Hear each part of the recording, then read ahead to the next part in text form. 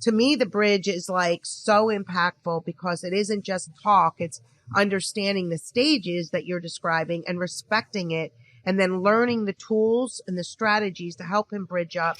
But also know there's going to be times you may need to bridge down, and that's okay. Yes. I think that was one of the biggest realizations for me, which again, a humbling experience. I tell my clients this all the time, that change isn't linear. And I think, for my child, though, I was so focused on progress. And any time that he would bridge down, I would assume he was regressing and we're not doing things right. But to have the conceptualization of the communication bridge, that it's my job as his parent to know where he is right now. And I can intervene to help him step up. But if I just jump in and try to pressure him to talk, he's going to just go the opposite direction that I want him to. And I think, when they're very little, it's so much of the parents facilitating it. Don't wait, facilitate. But as the children get older, they're very involved in their own bridge. Even the little guys understand the bridge. We teach them the different stages and help them relate. And so that acknowledgement and that assessment, how did that affect Josiah?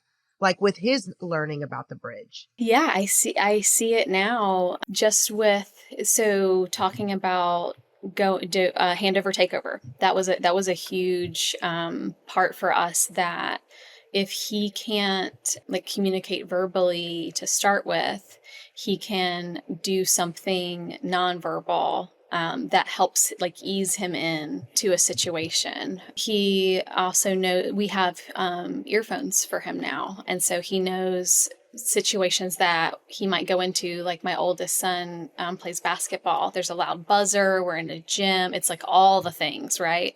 And so Joe knows if he's going to go to his brother's basketball game, he needs his headphones for that to help him to stay calm and grounded. I co-own a group practice, and we actually just moved this past weekend, and I dragged Joe with me because I had to bring something to the office. Everybody's here. We're all bustling around trying to get set up. And there's a therapist here that Joe hasn't met yet. And I'm not even paying attention to him. I'm, taking care of something else. And then I hear him say, "Hi, I'm Josiah." So he introduced himself to this new person. So he has learned what he needs to do to feel comfortable in social situations. So this is great. So tell us now, how is he doing? Tell us about his life.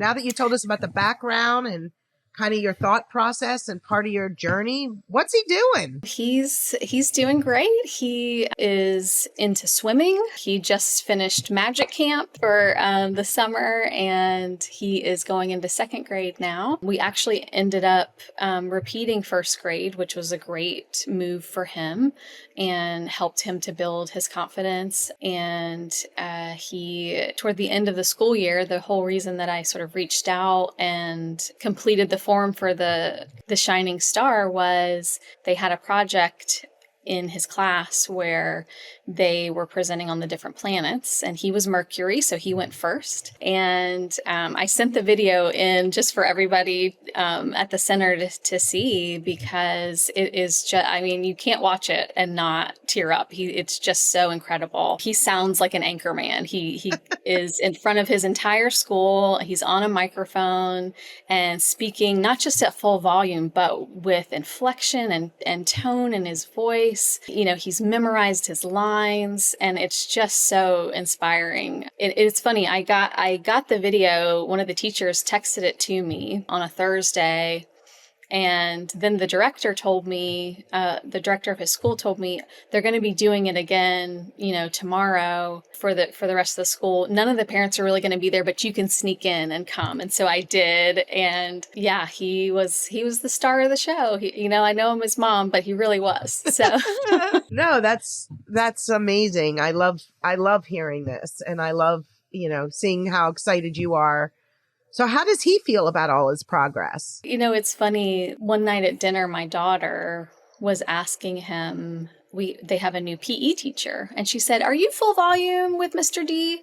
And Joe said, "Of course. Why wouldn't I be?" you know? He's like, I'm full volume everywhere now. Oh, It's just sort of like, it's just kind of who he is now. He's an extrovert, and I think that has been such a huge shift for him. I can't imagine how like, isolating it must have been for him to not be able to communicate with people when he loves people so much. so let me ask you a question. So he's an extrovert, and you said that at the beginning of the podcast. I did not work directly with Josiah. So, I'm asking some of these questions because it sounds like he's a sensory guy. And so Yeah, that may have been a absolutely. huge why for him. Louder, larger, lots of people going into a classroom. It was Yes. very isolated. And then maybe without realizing it, kind of that, I call it push to speak when he wasn't yet ready. And with the Mm-hmm. COVID influence, sounds like it just, he became very speech phobic within the school environment. Absolutely. That's what it Yes. sounds like. Yes. Also, coughing became a real trigger for him. Because remember during COVID, like coughing was scary, All right? right. If Yeah. somebody's coughing, you're like, what was that? Are they sick? And he picked up on that and took it. And so there would be lots of times where we wouldn't know why he was shutting down.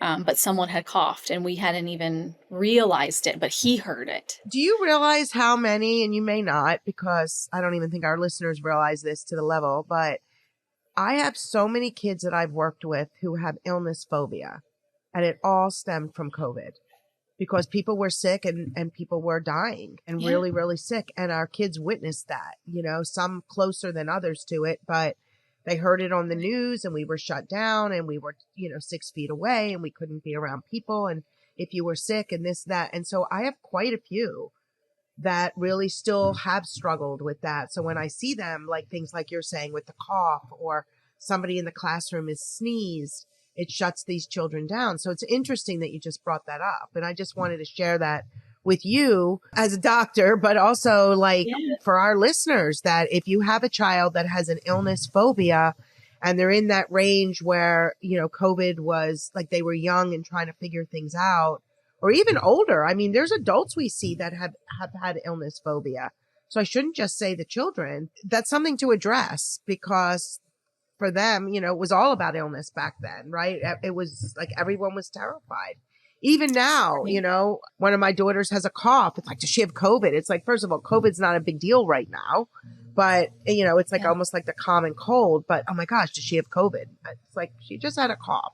She Right. swallowed, her drink a funny way and she's coughing. So people still Yeah. have that reaction. Right. And I had to realize too, this is something I say to my clients a lot again, is anxiety is contagious, right? And Yeah. I had to realize as a parent that some of his anxiety was coming from me, that, I, as a parent, was worried about my kids staying safe in COVID. And I, worried about my parents, worrying about, the folks in our lives that were at risk.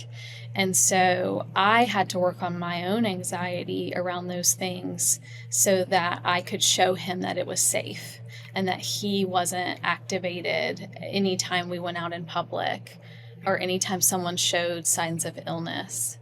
No, you're absolutely right. And I appreciate you bringing that up because I do think that children, like they do, without realizing it, they're sensing and parents without realizing it are projecting their own fears and worries. And I've seen that, very clearly. And you have to have these tough conversations with parents to say, but look how you're viewing this. Look what you're saying.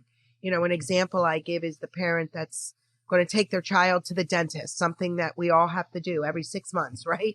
But the worry and fear of that parent with their child going to the dentist and saying that in front of the child, or the worries they may have of their child's selective mutism and are they going to make friends in school, or, kind of, you have to really be like aware of what is it you're saying and doing that may be projecting increased worry and fear in your kids.